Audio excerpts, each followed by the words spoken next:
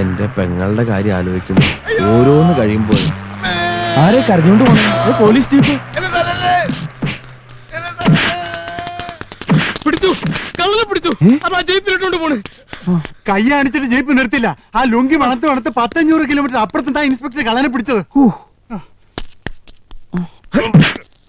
കള്ളനാണല്ലേ കള്ളൻ.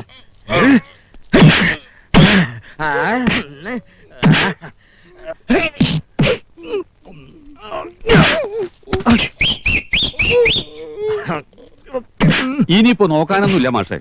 അവനെ ഞെരുവട്ടം പൂശി എല്ലാവരും ഇങ്ങോട്ട് പുറത്തെടുക്കട്ടെ. ഒന്നായിട്ട് പൂശി ആളെങ്ങാനും ക്ലോസ് ആയ അതോടെ അവൻ കെട്ട സാധനങ്ങളും ക്ലോസ് ആവും. അതാ എന്റെ പേടി. ഞാൻ ആരാണെന്നാ വിചാരിച്ച് ഒന്നുകൂടി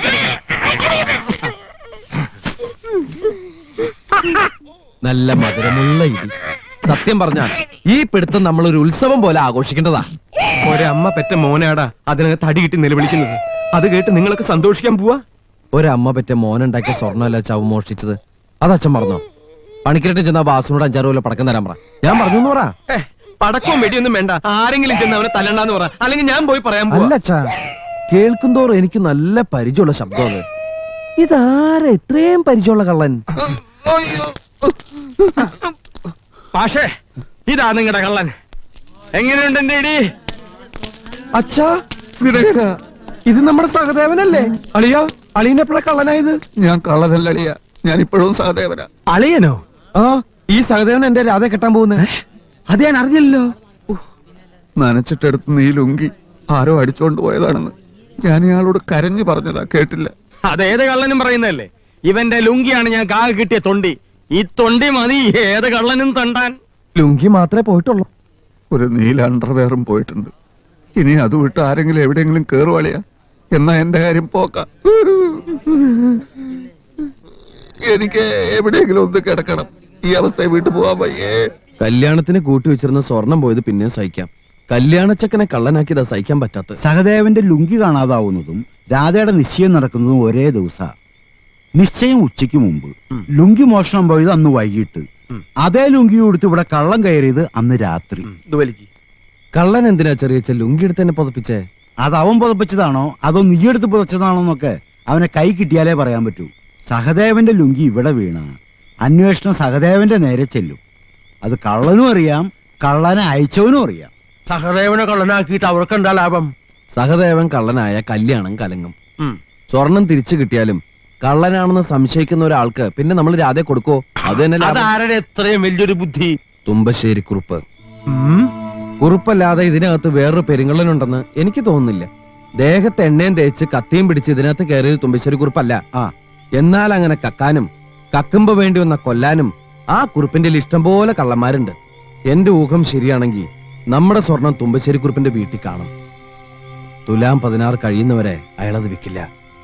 നിധി കാക്കുന്ന ഭൂതം പോലെ അയാളത് സൂക്ഷിച്ചു വെക്കും. അതെന്താ അയാള് വിൽക്കാത്തെ? വിറ്റ ശേഷം പോലീസ് പിടിച്ച അത് നമ്മുടെ കയ്യിൽ തന്നെ വരുമെന്ന് അയാൾക്കറിയാം. അപ്പൊ കല്യാണം നടക്കും. അതുകൊണ്ടാ തുലാം 16 കഴിയാതെ അയാളത് വിൽക്കില്ല എന്ന് ഞാൻ പറഞ്ഞത്. ഇത്രയും ഉറപ്പിച്ചു പറയാൻ ഈ ആരടാ? CID അല്ല, വലിയ പറമ്പത്ത് എരവിപുരം വീട്ടിൽ നാരായണ മാഷിന്റെ മകൻ ദിനകരൻ. അല്ല, നമുക്ക് എല്ലാവരും വിളിച്ചിട്ടൊന്ന് ആലോചിച്ചാലോ? അങ്ങനെയാണെങ്കിൽ ഇനി ഒന്നും നോക്കാനല്ലോ കൊച്ചുകൃഷ്ണ. പോലീസ് വേഷത്തിലവിടെ കയറിച്ചെല്ല, കുറുപ്പിന്റെ കയ്യിൽ വിലങ്ങു വെക്കാ, പിടിച്ചുകൊണ്ടുപോയി ജയിലിടാ. എന്താ നമ്മളെ കൊണ്ട് സാധിക്കില്ല. അങ്ങനെ ചെയ്താ കൊണ്ടുപോയതിനേക്കാളും വേഗത്തിൽ തുമ്പശ്ശേരി കുറുപ്പ് തിരിച്ചു വരും. ഉള്ള ശക്തി മുഴുവൻ എടുത്ത് ഈ നാടകളെ കൂട്ടിച്ചോറാക്കും. പുറമേ ഒരു വിഡ്ഢിവേഷം പോലെ കാണുന്നേ ഉള്ളൂ. എന്നെ പച്ചക്ക് തിന്ന പിശാചാവൻ. അവനോട് കളിക്കുമ്പോ സൂക്ഷിച്ചു കളിക്കണം. ഇനിയും കാത്തു നിന്ന് നമുക്കൊന്നും കളിക്കാൻ പറ്റിയെന്ന് വരില്ല. എല്ലാവർക്കും വയസ്സാവും. കളിക്കുന്നുണ്ടെങ്കിൽ ഇപ്പൊ കളിക്കണം. കളവ് പോയ സകല സ്വർണവും ഇപ്പൊ കുറുപ്പിന്റെ വീട്ടിലുണ്ട്. പോലീസിന്റെ സഹായമില്ലാതെ നമ്മളത് തിരിച്ചെടുക്കുന്നു. ഈ കളി അത്രേ ഉള്ളൂ. എന്ന് വെച്ചാ കക്ക് നമ്മുടെ സാധനങ്ങള് നമ്മളറിയാതെ ഒരാൾ എടുത്തോണ്ട് പോയി. അത് നമുക്ക് തിരിച്ചെടുത്തോണ്ട് വന്നൂടെ? അതിന് കക്കാന്ന് പറയാ. ഈ നാട്ടിലുള്ള എല്ലാ ആളുകളും ഒന്നിച്ച് ഒരു വീട്ടിൽ താമസിക്കാന്ന് അധികാരി അങ്ങോട്ട് വിചാരിച്ചേ. സംശയിക്കാണ്ട് വിചാരിച്ചു. ഇതൊരു വലിയ വീട്. ഈ വീടിന്റെ ഒരു ഭാഗത്ത് തുമ്പശ്ശേരി കുറുപ്പ്, ഇപ്പുറത്തെ അധികാരി, തൊട്ടിപ്പുറത്ത് ഗോവിന്ദൻകുട്ടി, ഇപ്പുറത്തെ പണിക്കര്, ഈ ഭാഗത്ത് ഞങ്ങള്.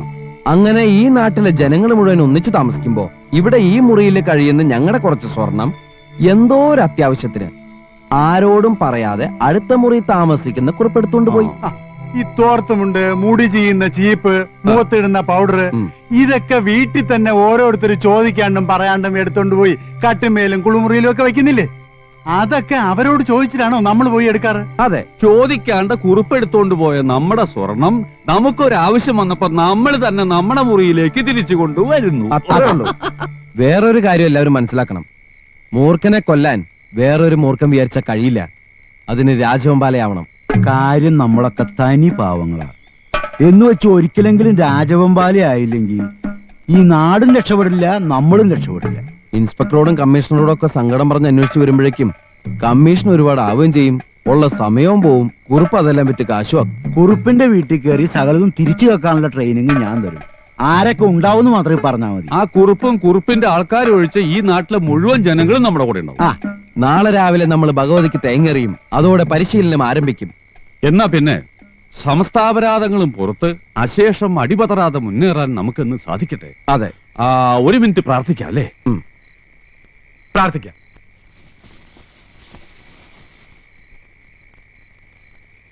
പത്തിരിപ്പലകയിൽ ചരക്കടുക്കി വെച്ചിട്ട് മാസങ്ങളായി. തുലാം 16 ഫെബ്രുവരി 17 ഇപ്പഴിങ്ങെത്തും. ഏട്ടാ, സമയത്ത് ചരക്കയച്ചില്ലെങ്കിൽ ലേലം വിളിച്ച കാശ് പോലെ ഏട്ടന് കിട്ടൂല. ഏട്ടാ, നീ എന്നെ അങ്ങനെ ഊതല്ലേ? വിളിച്ചതിന്റെ 10 ചരക്ക് ഞാൻ പീസായി വിൽക്കും. ഹൈദരാബാദിൽ നിന്ന് വിളിച്ച പിച്ചളക്കെട്ടില് ബാംഗ്ലൂർക്ക് അയക്കണ്ട, അത് നേരെ ദുബായ് തങ്കച്ചനയക്ക്. അത് അങ്ങേർക്ക് ഞാൻ കച്ചവടാക്കിയിരിക്കും. എന്റെ അമ്മേ, അത് പിത്തളയല്ല, വെറും പോളിഷാ. ആ കട്ടില് കാൽ കാശിന് കൊള്ളില്ല. ദുബായ് തങ്കച്ചനും കാക്കാശിന് കൊള്ളൂല. അതല്ലേ ഞാൻ അങ്ങോട്ട് അയച്ചത്. നീ ഒഴുക്കി. ഏട്ടാ, ഞാൻ ഇന്ന് ഫുൾ ഫിറ്റ് ആവും.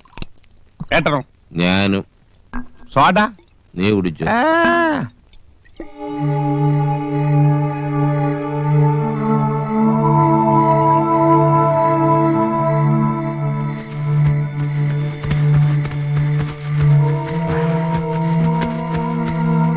കണ്ണുകൂടി തീരാൻ ഇനിയും സമയമെടുക്കും.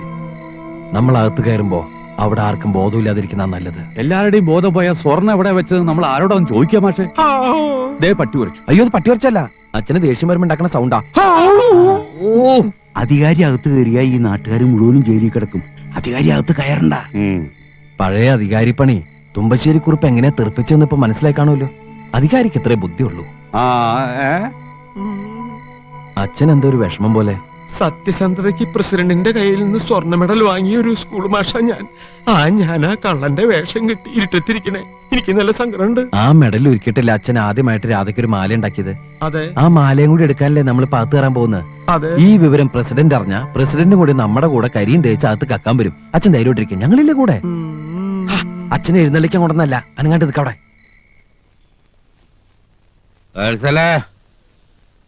അല്ലേ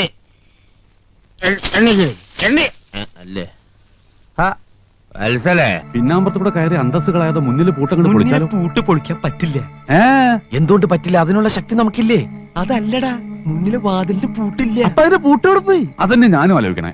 നല്ല കള്ളന്മാര്. ഈ കള്ളന്മാരും വെച്ച് എങ്ങനെയാണ് ഈശ്വര ഞാൻ പോയ സാധനങ്ങൾ കക്കുന്നത്? ഒരു വഴിയുണ്ട്. എല്ലാവരും ശ്വാസം ഇടാതെ എന്റെ പിന്നാലെ വന്നാ മതി. ശ്വാസം വിടാൻ ഞാൻ ചത്തുപോകില്ലെന്ന് എനിക്കൊരു സംശയം. ദിനകര അച്ഛൻ കുറിച്ചു. അത് ഞാനല്ലടാ, ശരിക്കുള്ള പട്ടിയ. രാമകുറുപ്പ എവിടെ പോയ? എവിടെ? ഇവിടെ ഒരു ചെറുത്തന്മാരില്ലേ? ബാത്റൂം ആ ശരി.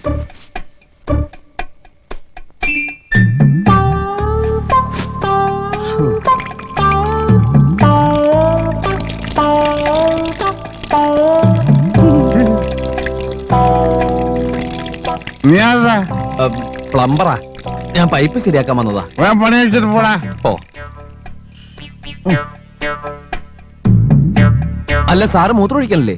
ഞാൻ മൂത്രമൊഴിച്ചില്ല. അത് ഞാനാ മൂത്രമൊഴിച്ചത്. ഓ സോറി സോറി. ഓ, എനിക്ക് അങ്ങനെയൊന്നുമില്ല. Thank U.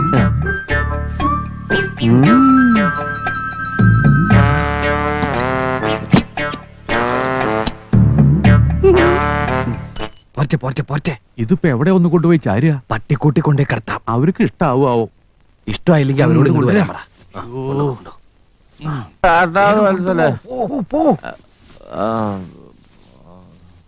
ജനാർദ്ദനക്കുറുപ്പിനെ കുളിമുറിയിലിട്ട് പൂട്ടി. ചന്ദ്രക്കുറുപ്പ് ഇതിനകത്തില്ല. വത്സലേ വത്സലേ വത്സലേ. നിങ്ങളൊക്കെ ആരാ? ഞങ്ങൾ നാരായണമ്മ ഷാവാച്ചു വിട്ട ശൈവഭൂതങ്ങളാ.